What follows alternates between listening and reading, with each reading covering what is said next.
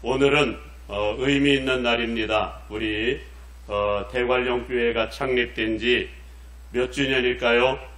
72주년, 72주년을 맞이하는 창립 기념주일입니다. 우선은 이곳에 하나님의 몸된 교회를 세우시고 72년 동안을 이끌어 오시고 함께 하신 에베네셀의 하나님께 감사를 올려드리고요. 앞으로도 우리 교회를 세우신 분이 누구라고요? 하나님이시기에 하나님께서 친히 통치하시고 이끌어 가셔서 반드시 우리 교회를 향한 하나님의 거룩한 모든 뜻들을 전부 이루실 줄로 믿습니다. 금년에도 우리가 하나님께서 주신 이 엄청난 비전을 품고 하나님께 주신 약속의 말씀을 붙들고 한 해를 시작을 했습니다마는 우리가 받은 말씀과 우리가 마주해야 될 상황이라고 하는 현실의 갭이 얼마나 큰지 언제나 사역의 현장 앞에 맞닥뜨리다 보면 이상하게도 나도 모르게 작아지기도 하고요. 우리가 싸워 나가야 될 적들과 장애물이 여간 크게 느껴질 때가 많은 것 같습니다. 그래서 이유가 도대체 무엇일까?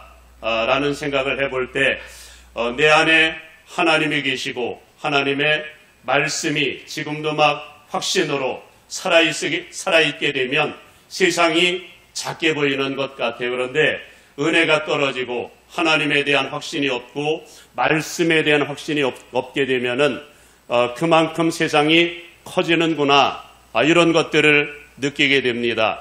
여러분들도 그런 느낌을 갖고 계신지요? 여러분, 민수기 14장에 보게 되면 12정탐꾼의 이야기를 아실 겁니다. 12정탐꾼 가운데는 성령으로 충만하고 말씀으로 충만하고 여호와 하나님 신앙으로 충만한 사람도 있었는가 하면 그렇지 않은 사람들도 있었지요. 이를테면 여호수아와 갈렙 같은 경우에는 믿음이 충만했거든요. 정말 여호와 하나님이 살아계시고 함께 하시는 것을 온몸으로 느끼는 사람들이었고 약속의 말씀은 반드시 이루어지는구나, 이것에 대한 확신이 있던 사람들이다 보니까 여러분, 가나안 땅에 들어가서 탐지를 할 때 그 사람들은 우리 밥이다, 이렇게 보이고 하나님은 우리와 함께 하신다, 이런 믿음의 메시지를 선포하지만 여러분, 삼무아를 비롯한 10명의 믿음 없는 사람들은 그 속에 하나님께 대한 확신이 없습니다. 하나님의 약속의 말씀에 대한 확신이 없다 보니까 상대적으로 무엇이 크게 보일까요? 세상이 크게 보이지요.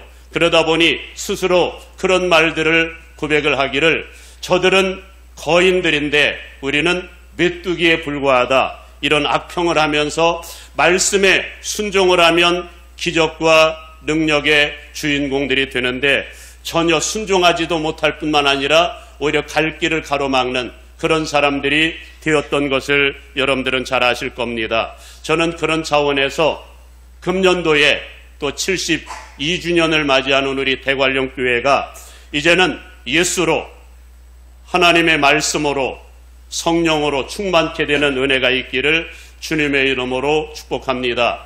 여러분 안에 성령님으로, 예수님으로 가득하고 말씀이 막 살아서 꿈틀거리게 되면 여러분, 하나님이 함께 하심이 느껴지는 사람은 세상이 작게 보이는 줄로 믿습니다. 금년도에는 세상이 작게 보이는, 여호수아 갈렙이 고백했던 것처럼 저들은 우리 밥이다, 이렇게 막 고백할 수 있는 그런 은혜가 있기를 주님의 이름으로 축복합니다. 그런 차원에서 하나님께서는 오늘 이 시간에 우리로 하여금 우리가 섬기는 하나님과 하나님의 약속의 말씀에 대한 확신을 갖도록, 뭐를 갖도록? 확신을 갖도록, 그래야 하나님의 모든 뜻을 이룰 수 있도록 오늘 본문의 말씀으로 우리에게 격려하시기를 원하십니다. 오늘 본문의 말씀은 하나님께서 누구에게 주신 말씀일까요? 1차적으로는 스가랴라고 하는 선지자에게 주셨던 말씀인데 누구에게 전달하라고?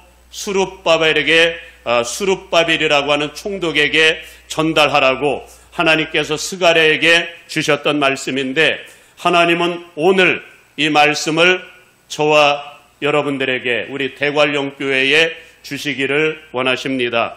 우리 앞에 있는 마치 큰 산 같은 장애물들을 모두 뛰어넘도록, 이렇게 하면 된다, 이렇게 하면 전부 뛰어넘는다, 이런 차원에서 오늘 말씀을 주시길 원하십니다.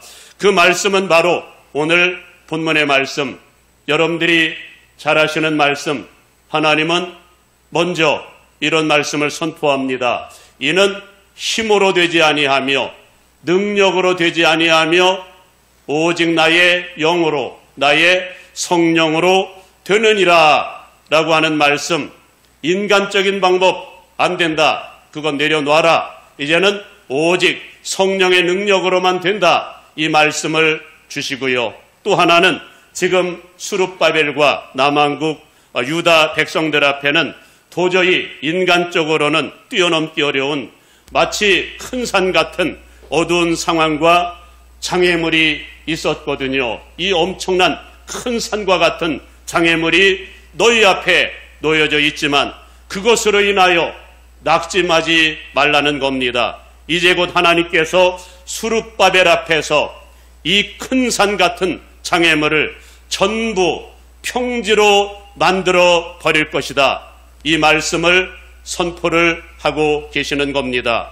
그렇다면 당시 남왕국 유다와 수룹바벨 앞에 놓여 있었던 큰 산, 큰 장애물은 도대체 어떤 것이었을까요?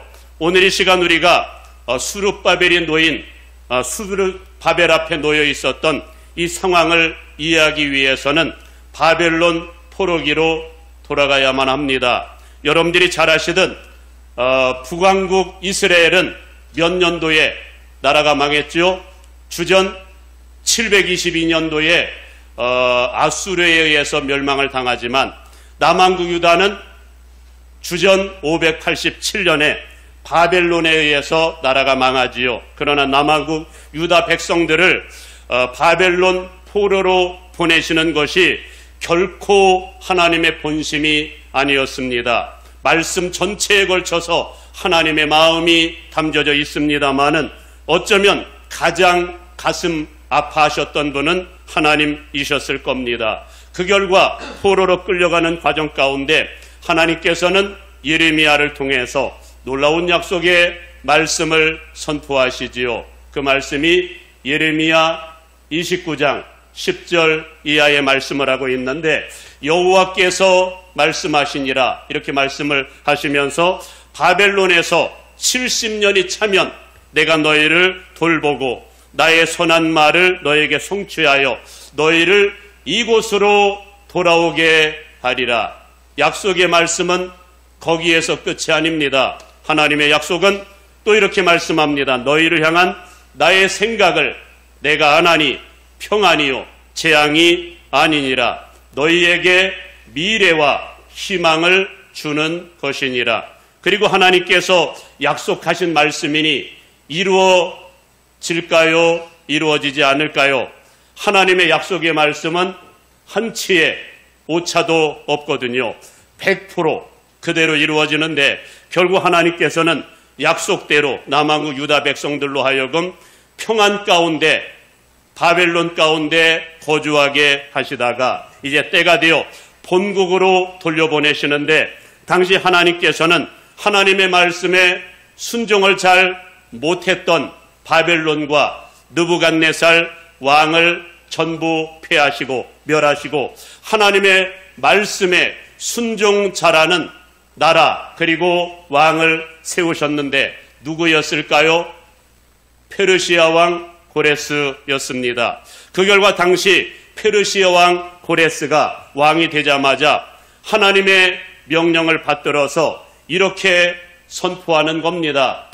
에스라 1장의 말씀에 의하면 바사왕 고레스는 말하노니 하늘의 하나님 여호와께서 세상 모든 나라를 내게 주셨고 나에게 명령하사 유다 예루살렘의 성전을 건축하라 하셨으니 이스라엘의 하나님은 참 신이시라. 너희 중에 그의 백성된 자는 다 유다 예루살렘으로 올라가서 이스라엘의 하나님 여호와의 성전을 건축하라. 이런 말씀을 선포하는 겁니다. 여러분들은 이 말씀을 들으면서 기적 같은 일이 벌어지고 있구나, 여러분 생각되어지지 않으시나요? 아니, 어떻게 이런 일들이 있을 수가 있습니까? 이방 나라 왕이 여호와 하나님의 명령이라고 하면서 이스라엘 백성들을 전부 돌려보내다니요. 그것도 빈손으로 보내지 않습니다. 하나님의 성전을 건축하도록 여호와 하나님이 명령하셨으니 너희들은 돌아갈 때 모든 백성들로 하여금 전부 금은보화를 빼내고 그리하여 물질을 손에 들려주어서 보내는 그런 장면이 나오지요. 그것은 고레스가 한 일이 아니라 누가 한 일이었을까요? 하나님께서 이 세상의 모든 나라들, 만국까지도, 천하만국까지도 장악하셔서 통치하시고 이끌어 가시는 분이 우리가 섬기는 여호와 하나님이시라는 겁니다. 할렐루야. 그분의 주권 안에 놓여있지 않은 것이 없다는 겁니다. 그분이 한번 말씀하면 이루어지지 않는 것이 없다는 겁니다. 바로 이 과정 가운데 당시 포로로 귀환하는 남한국 유다 백성들을 예루살렘까지 인도해야 될 지도자가 필요했지요. 이 과정에서 고레스 왕이 친히 세운 지도자 유대 총독이 있었으니 그가 누구일까요?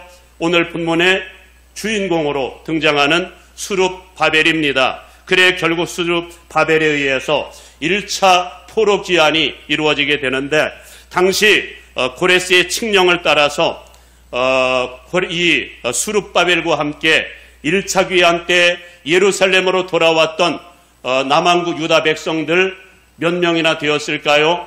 에스라 2장에서 나오고 있습니다마는 무려 49,897명이나 되었습니다.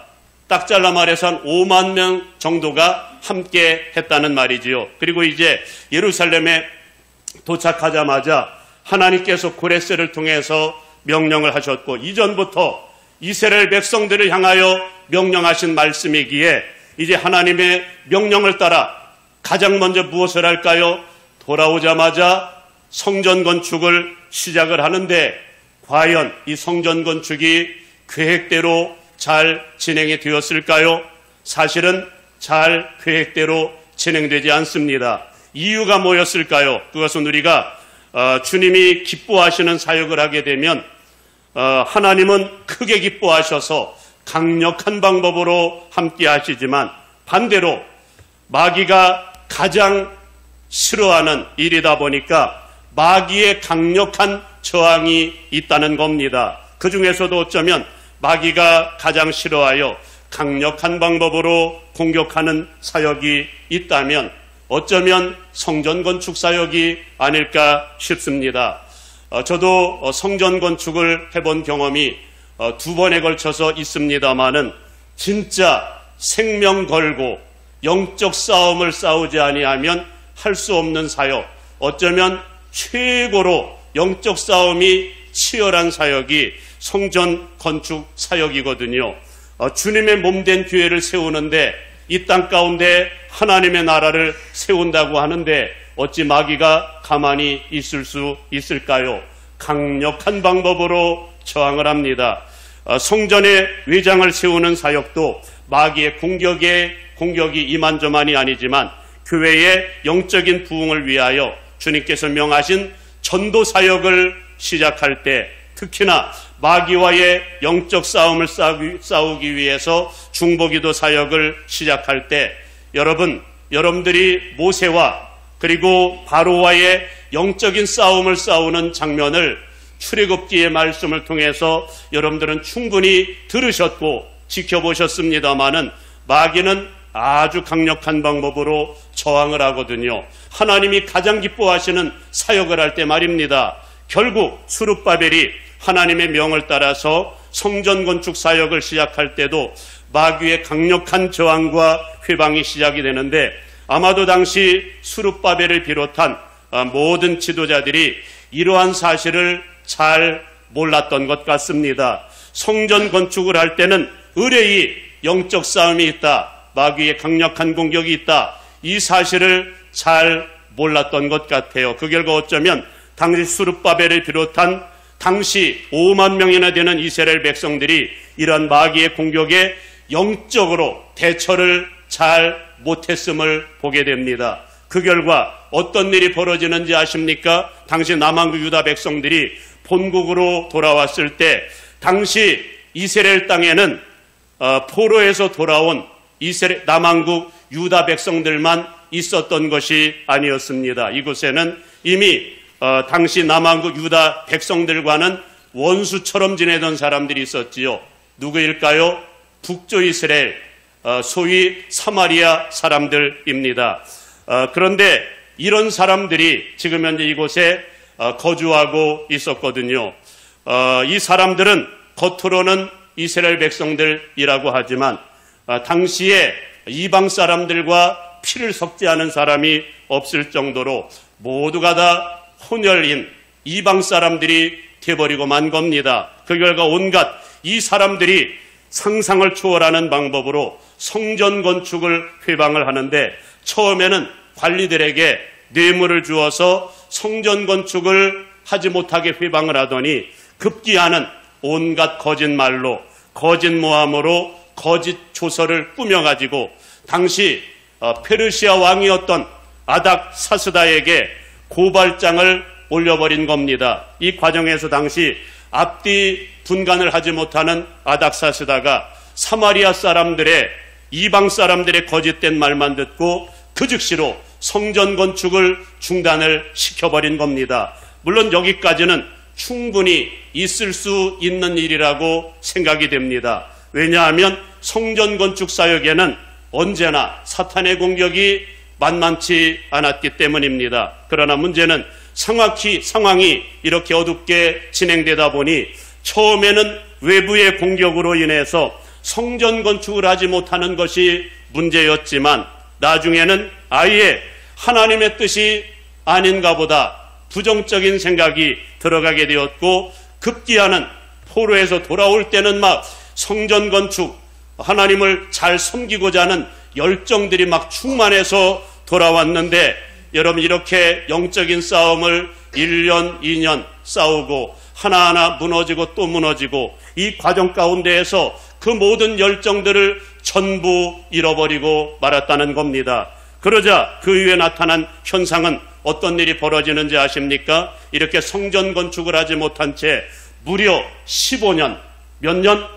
15년이라고 하는 세월을 지나다 보니 처음에는 성령 충만함으로 본국으로 돌아왔는데 영적인 면에서 다운되기 시작하더니 급기야는 교회뿐만이 아니라 가정들까지도 전부 무너지기 시작했다는 것이지요. 그 결과 당시의 상황이 학개서 2장에 나오고 있습니다마는 성전 건축이 정상적으로 이루어지지 않다 보니 우선은 예배를 정상적으로 드릴 수가 없었겠지요. 그 결과 당시 상황을 보면 성전은 없어도 하나님께 예배를 드리기는 했던 것 같습니다. 그러나 하나님께서 원치 않는 방법으로 부정하게 원치 않는 예배가 드려지다 보니까 여러분 하나님께 드려지는 예배는 반드시 말씀대로 드려야 하나님이 연락하시거든요. 영과 진리로 드려야만 연락하시거든요. 하나님이 명하신 물질로 마음으로 삶으로 드려야만 연락하시거든요. 그런데 온갖 원치 않는 방법으로 그렇게 예배를 드리다 보니까 하나님께 연락되어지는 예배가 아니라 하나님의 진노를 사고 만 겁니다. 그 결과 급기야는 하나님께서는 재앙을 내리시는데 아니 포로에서 돌려보내신 다음에 하나님의 축복이 넘치는 것이 아니라 오히려 하나님이 친히 재앙을 내리셨는데 어떤 재앙을 내리셨을까요? 학개서 2장의 말씀에 의하면 하나님께서는 당시 이스라엘 백성들이 하는 일들마다 안 되도록 온갖 곡식을 마르게 만드는 재앙, 그리고 깐부기 재앙, 우박 재앙으로 치셨다고도 말씀을 하고요. 학개서 1장 9절에서는 이런 말씀도 합니다. 너희가 많은 것을 팔았으나 도리어 적었고 너희가 그것을 집으로 가져갔으나 내가 불어버렸느니라. 나 만군의 여호와가 말하노라. 이것이 무슨 까닭이냐. 내 집은 황폐하였으되 너희는 각각 자기의 집을 짓기 위하여 빨랐음이라. 이게 하나님이 진노 가운데 하셨던 말씀입니다. 여러분, 이것이 당시 남왕국 유다가 처해 있었던 상황이었고 수룹바벨 앞에 놓여 있었던 큰 산 같은 넘기 어려운 그런 장애물이었다는 겁니다. 한마디로 영적으로나 물질적으로나 모든 것들이 전부 무너져버린 총체적인 난국을 경험하고 있었다는 것이지요. 이것이 바로 누구 앞에 놓인? 수룹바벨 앞에 놓인 큰 산이었다는 겁니다. 바로 이런 상황 가운데 주어진 말씀이 바로 오늘 본문의 말씀입니다. 우선은 하나님께서 이런 상황 가운데 역전 드라마를 만드시고 하나님의 거룩한 부흥의 역사를 만들어 가시기 위해서 누구를 보내시는지 아십니까? 먼저는 학개 선지자를 보내서 말씀하시더니 이번에는 누구? 오늘 본문의 주인공으로 등장하는 스가랴 선지자를 통해서 보내서 말씀을 하시는데 하나님께서 일하시는 방식은 언제나 동일합니다. 하나님은 어제나 오늘이나 언제나 말씀을 통해서만 일하시거든요. 무엇을 통해서 일하신다고요? 말씀을 통해서만 일하십니다. 그러니 누가 필요할까요? 하나님의 말씀을 받은 그대로 전달해 줄 주의 종이 필요하겠지요. 그러니 하나님께서 쓰시기에 가장 합당한 사람은 평소에 말씀과 기도로 주님과 동행하는 사람, 하나님의 말씀을 받아서 그대로 전달해 줄 수 있는 하나님의 종이 필요했습니다. 그 결과 하나님께서는 하나님에 대해서 영적인 눈이 열려 있었던 누구? 스가랴 선지자를 불러서 환상을 통해서 말씀을 주시는데 그리고 그 말씀을 증거하게 하시는데 우선은 환상의 내용은 그렇습니다. 오늘 본문의 말씀 우리 대관령교회는 성경 필사도 많이 하고 성경 통독도 많이 하니까 오늘 본문의 내용을 아시는 분들은 그래도 잘 알고 계시리라 믿습니다. 하나님은 우선은 환상을 통해서 스가랴에게 말씀을 하시는데 첫 번째 보여주시는 환상은 등잔 때의 환상입니다. 무슨 환상이라고요? 등잔 때, 7 등잔 때의 환상인데 여러분 7 등잔 때 하면은 뭐가 떠오를까요? 하나님의 성전 안에 성소 안에 있는 7 등잔 때를 떠올리실 겁니다. 한마디로 7 등잔 때의 환상은 무엇을 보여주시는 환상일까요?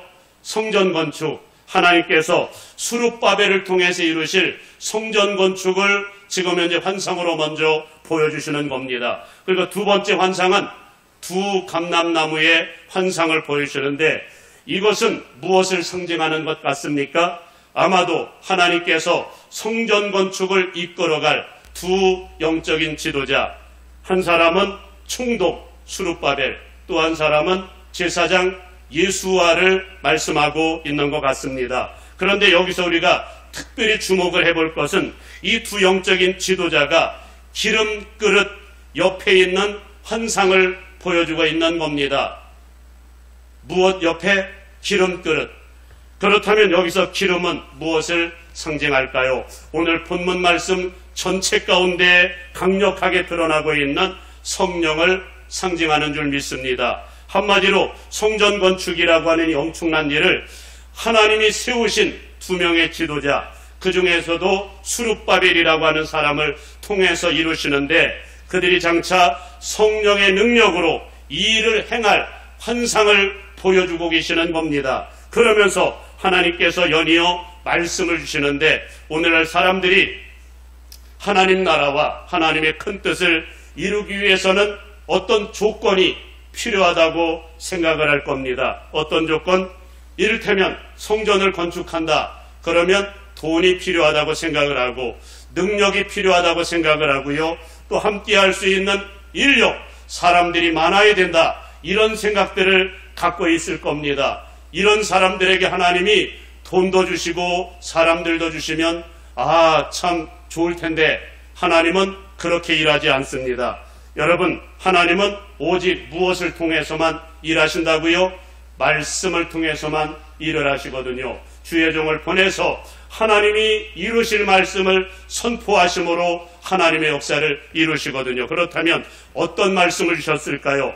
아까도 나누었습니다마는 두 가지 말씀을 주시는데, 하나는 이런 말씀을 주시는 겁니다. 만군의 여호와께서 이르시되 이는 힘으로 되지 아니하며 능력으로 되지 아니하며 오직 나의 영으로 성령으로만 되느니라 라고 하는 말씀과, 또 하나는 엄청난 약속의 말씀을 선포를 하시기를, 이런 말씀을 선포를 하시는 겁니다.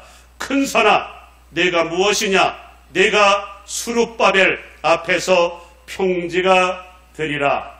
이 말씀을 선포하십니다. 여러분, 우리가 섬기는 하나님은 그런 분이십니다. 우리 주님은 오직 말씀으로만 일하시는데, 그런데 놀라운 사실은 그 말씀 안에 전부가 담겨져 있다는 것이지요. 그리고 하나님의 말씀은 살아있다 보니 그 말씀을 하나님의 음성으로 듣고 순종하기만 하면 하나님께서 약속하신 말씀을 그대로 이루시는 하나님이시라는 겁니다. 여러분, 성경 역사를 보십시오. 하나님이 선포하신 말씀 중에 이루어지지 않은 말씀이 하나라도 있는지 찾아보십시오.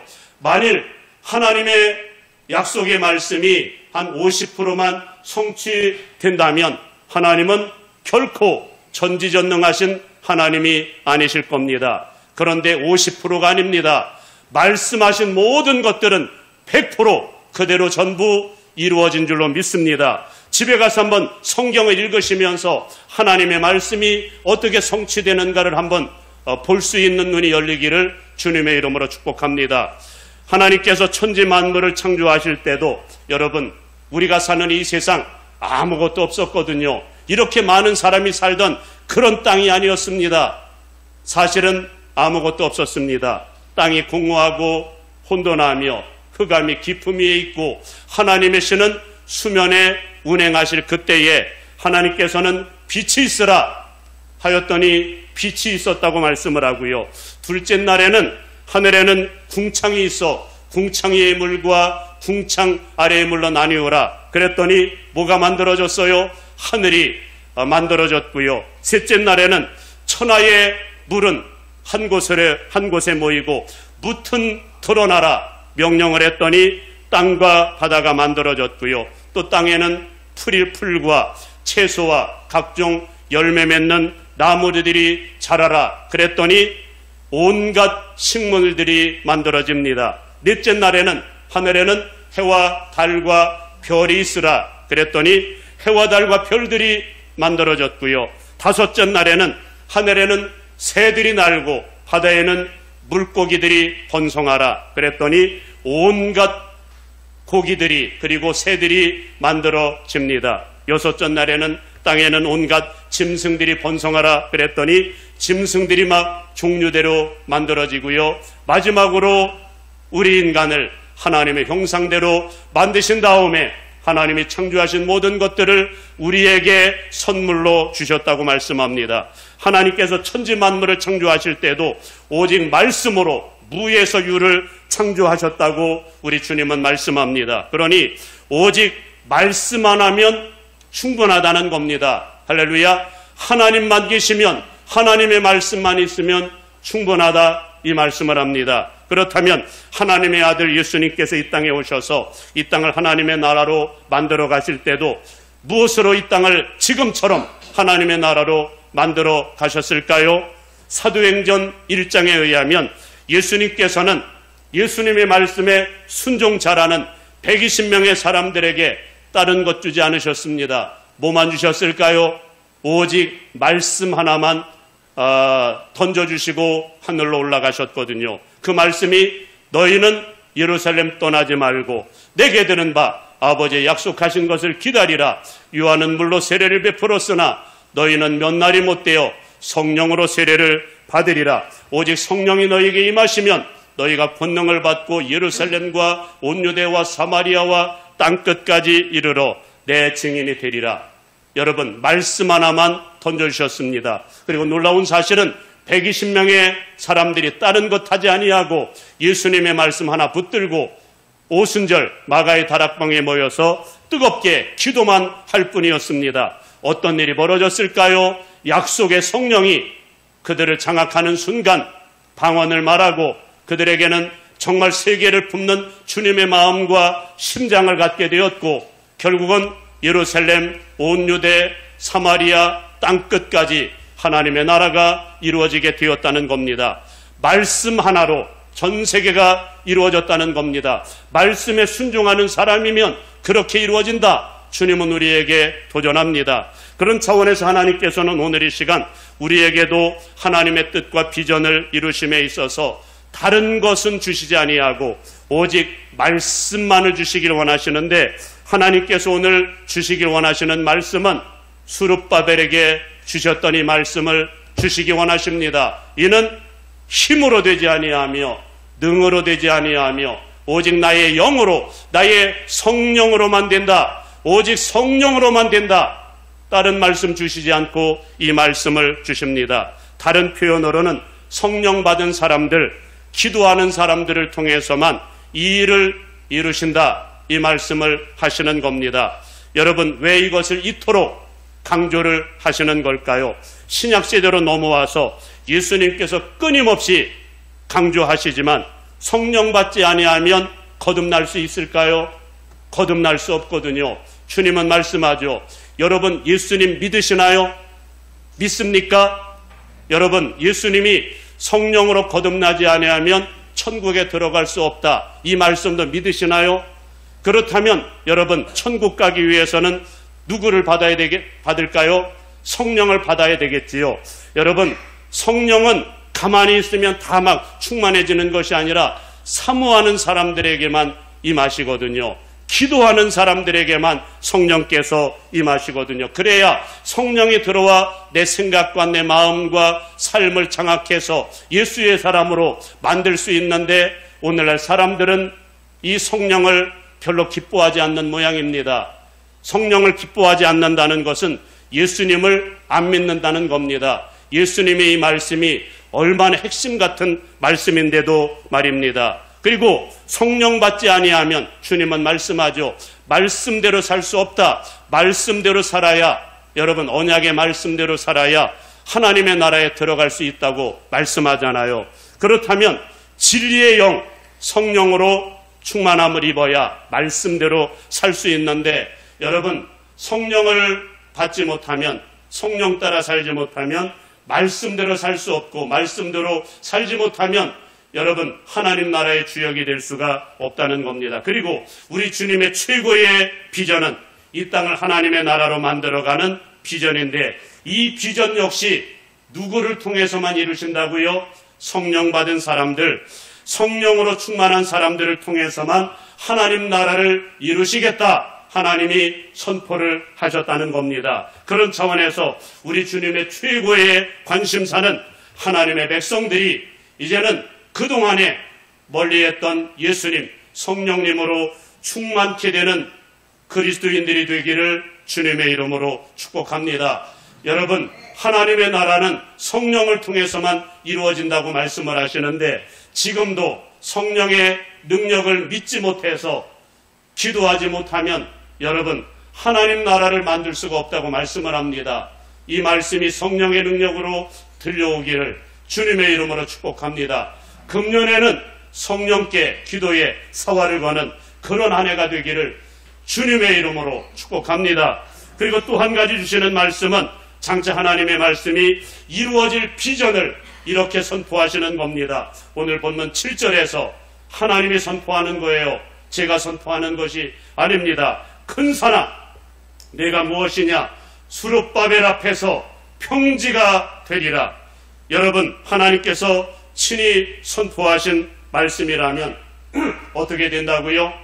100% 이루어지거든요. 그러니 이미 하나님께서 약속으로 보증하신 말씀이니 우리가 성령 받기 위해서 기도했으면 이제는 주님이 오늘 주시는 이 약속의 말씀을 가슴판에 새기고 믿음으로 순종하고 도전하라.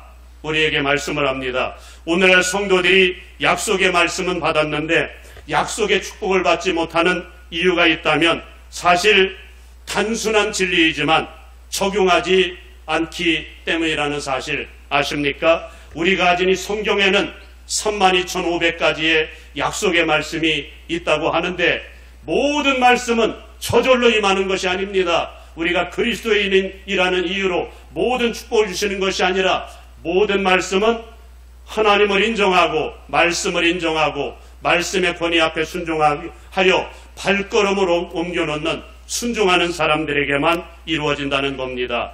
그러니 성전 건축에 대한 환상과 비전의 말씀을 들었으면 이제부터는 약속이 하나님이 선포하셨으니 믿음으로 약속의 말씀을 붙들고 도전하라 말씀을 합니다. 그리고 또 한 가지 이 말씀 속에 담겨져 있는 메시지가 있다면 믿음을 갖고 약속의 말씀을 믿음으로 선포하기를 원하십니다.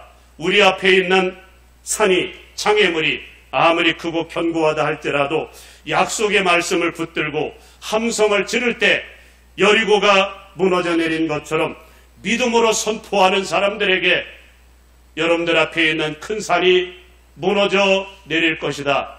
약속의 말씀을 우리에게 하십니다. 여러분 정말 그렇습니다. 하나님은 우리에게 말의 권세를 주셨다고 말씀을 합니다. 기도의 능력을 주셨다고 말씀을 합니다. 하나님의 말씀이 정말 우리의 삶 가운데 이루어지기 위해서 믿음으로 고백하고 선포하는 그곳에 이루어지게 하시겠다고 말씀을 하셨거든요. 마태복음 17장에 보면 예수님이 믿음에 대하여 말씀하실 때 그런 말씀을 하시지요. 그런 말씀을 합니다. 너희 믿음이 겨자씨 한 알만큼만 있으면 이 산을 여기서 저기로 옮기라 하여도 옮겨질 것이고 너희가 못할 것이 없느니라. 할렐루야. 여러분 이 말씀은 어쩌면 오늘 스가랴 4장의 말씀하고 동일한 말씀처럼 느껴지지 않으시는지요. 믿음을 가진 사람이 믿음으로 고백하고 선포하면 산이 옮겨진다는 겁니다. 할렐루야.